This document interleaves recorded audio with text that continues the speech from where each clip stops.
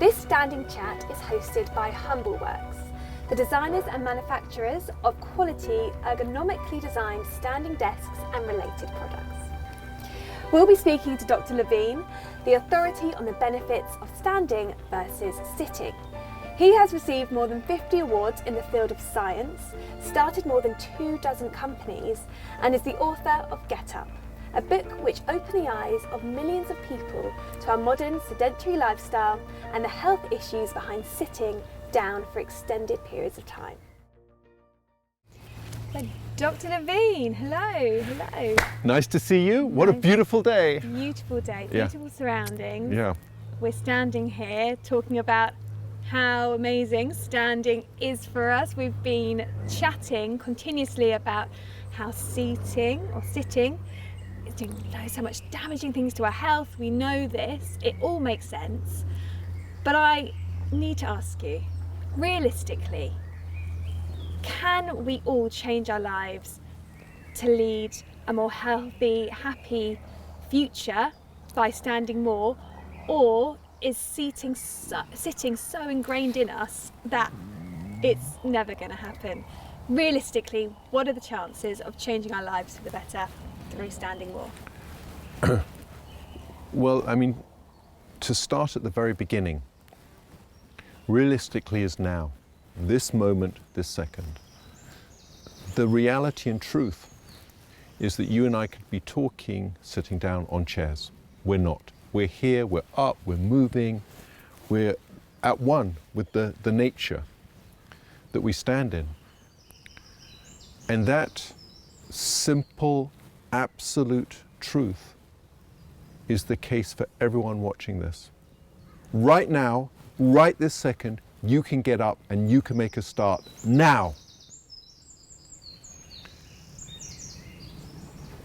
To really what you're asking me is, okay, I can do that, I can do this, I can do tips, I can do tricks, but can I fundamentally change my life if everyone around me isn't? Maureen, a real person, a real patient, that's not her name, came to see me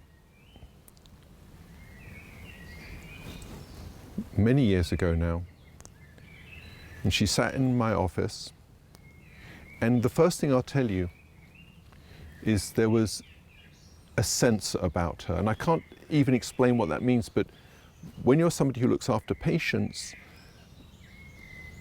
you see thousands of people over a professional life, and Maureen, there was something quite remarkable about her. And she came in, she had a BMI of 34, she was carrying many kilos of excess body weight. She had early type 2 diabetes, she had hypertension on medication. But all of these things were true. Actually, her knees hurt, and actually the reason she came to see me was she was starting to become immobilized through knee pain. And we talked, and she explained one thing that is critical to this picture and cannot be ignored. She told me about her food habits. They were this and they were that. She knew the solutions. She told me about her kids. To coin a phrase, she was a soccer mum, but also she was a tennis mum. She had one kid who was in tennis, another one who was in soccer, and she definitely took them there. She sat during the tennis game, she sat during the soccer, she traveled with her eldest daughter actually, who was a very good tennis player. She had a second job which actually part paid for the kids' travel expenses and additional school expenses. Marriage had dissolved many years before. And she lived, again, you can never live somebody else's life. You can never truly get inside the skin of somebody else. But I felt, for some reason, I can't explain, I felt pretty humbled by her, because as she was explaining all these things, there was no sense of, I've got it tough. There was no sense of, I've got to do this to make that happen. There was no sense of, pity me. The only sense I got from her was, if you've got some solution, I want it. And she and I spoke for an hour on the things that we have spoken, about the idea of, yes, she committed to getting rid of the tubs of ice cream. Yes, she'd committed to, switching her chip choice, and so on. No question. Healthy food was coming onto the table. She was going to do it for her kids. Listen to this. One of the simple things we talk about was learning to cook again with her kids, not against them. Anyone who has kids will understand that expression. All of this we spoke about, but also we spoke about integrating NEAT into her daily schedule. We spoke about her mornings. We spoke about the tools of convenience that you and I have spoken about. We spoke about her commute to work, car parking A, not car parking C. We spoke about how she had meetings every 45 minutes for most of the day, how she spent her lunch break sitting at her desk with her lunch. Any person who works in an office knows what I'm talking about.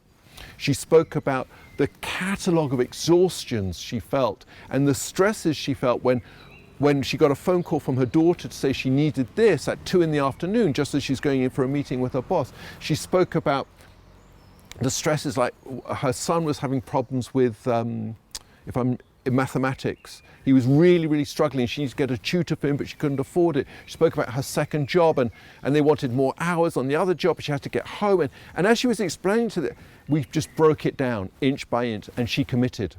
She committed, and I don't know how she did it.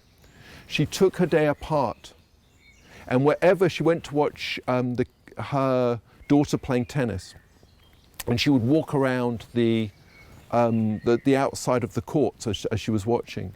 She spoke about, she got this long stretchy cord for her office phone. So when she didn't have any fancy desk, she didn't have any treadmills, none of this, but she would pace around when she was on the phone. She put a red dot on the side of her computer to remind her to schedule meetings that she could into walk and talk meetings. And actually what is incredible about Maureen is she, on average, because we actually used one of these measuring devices to measure her, the impact of her program, she converted a completely sedentary life, listen to this, to 3.5 hours additional movement a day, and keeping all of her catalogue of responsibilities that would have toppled me in a second. She did all of this. Sent me a picture. She sent me a picture of her daughter winning state championship in tennis. She sent me a picture when she completed a half marathon. She sent me, she actually brought me some sort of chopped up salad thing that she'd made. It wasn't bad, wasn't quite my taste, to be honest with you, but we cooked this with our kids, and it was one of these weird things. It's like when you're given birthday cake and you think you have to eat it. This was like, she gave me salad and I felt I had to eat it while she was watching me, which I did. Perhaps I shouldn't have done that. But anyway, it's what I did. And she transformed her life. She had all the burdens that somebody like me couldn't even imagine, but she transformed her life through the will of her, through the power of her will, through her will. She did it. Now, she lost 40 pounds, 20 kilos. She didn't have type 2 diabetes. She had pre-diabetes, elevated blood plasma glucose. That reverted to normal. She came off her hypertension medication. She actually had lymphedema, which is excessive fluid around the areas of body fat in her legs. That vanished. But all of that aside, she became this vibrant, dynamic person. And at the end of the whole, I worked with her for certainly more than 2 years, but intensively for a year, then we had monthly follow-ups and so on. But this to me was sort of blew my mind. She became like a NEAT advocate, not a NEAT ripple. It wasn't by passive, I'm doing this. Oh, she became like sort of a champion in her own office environment, and she had them all walking during lunchtime. She had this program called Gossip and Walk. She argued, if you're going to gossip at lunchtime, you might as well take a walk. She started a music program. She started an art program in her office. Her kids became like sort of champions with her. They did like some cooking competition. I can't remember, it's some sort of weird, like cooking a cake with vegetables, and they made chocolate mousse with avocado. Now, I know it sounds, honestly, it's not exactly, it's not my cup of tea. I've tried it. It's good. I've Okay, actually tried that before. no comment. Nonetheless, Maureen, when I'm feeling a bit lazy and I'm about to order the pizza on the sofa watching TV, I think of her. I kid you not, I think of her. And this is a well-known, my kids were with me when this happened. We were standing in line for coffee in the mall in Rochester. I kid you not, a woman randomly comes up to me in the shopping line and says, Dr. Levine, and I turn and she literally grabs me like in a bear hug. Of course, I've got two daughters. They looked up to their dad like, hello? It was Maureen. She was not recognizable. She was not recognizable. That's all I can say. It was unbelievable. And these transformations, and I'm telling you, often I think this, if Maureen can do it, no one has an excuse. We can all do it. It does take work, and it does take will, and it does take commitment, but we can all do it. It's with a neat revolution in our own lives is there. I think from what I'm hearing as well, is everything that Maureen was doing wasn't costing her loads of money. It wasn't changing her daily life. Not at all. She was doing everything. She was still watching her daughter play tennis. She was still at work. She was still doing all her meetings. She was still eating 3 meals a day. But it was just done in a more mindful practice, I guess, and had, knock-on effect on her health, almost without having to, spend any money at all. Because often that is the blocker, isn't it? I can't afford the gym, I can't do this, I can't do that. Let's put it simply. Happiness isn't going to come to you. Mm-hmm. The pursuit of happiness means you have to pursue it. Mm. And that's what she did. And I'm telling you this, I'll take the credit in that the moment I first met her in my office at the beginning of this, it became a 2-year journey, there was a strength, a power to this lady. It was like, whoa! There was a force of nature in my office. And the pursuit of happiness. Happiness is there for each and every one of us to grab. But you've got to get up out of your chair and you've got to go and get it. Mm-hmm. Mm-hmm. And it's not a short-term win either. This is a long-term changing the way that you do life forever. Correct. Actually. And I know we've touched on this in other episodes. 21 times, 21 days, whatever it is. 21 is a key number. It starts to become habitual. And for Maureen, this must have happened. It must have just embedded in her. And like you say, now she is Wonder Woman by the sounds of it. So yes, you're saying that it is possible for us all to change our lives. Do you think that if we all start acting like Maureen, then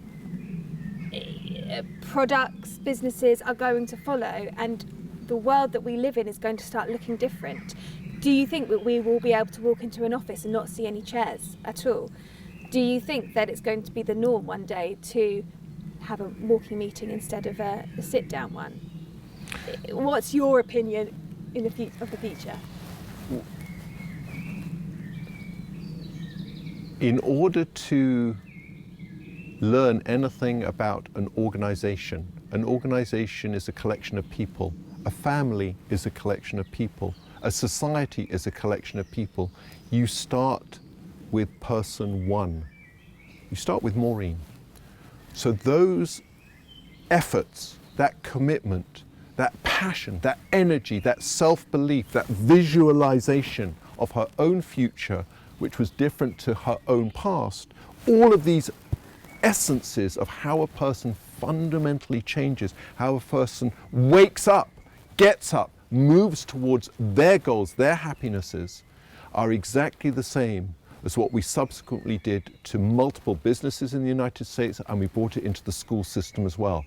But that, India, is a story for another day. Okay, well, we'll leave it at that then. Thank you so much, Dr. Levine. I'm excited for my personal future now, actually, having spoken to you, and for the future of the world that we live in as well, because I think things could change.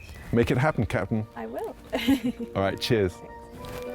Bye.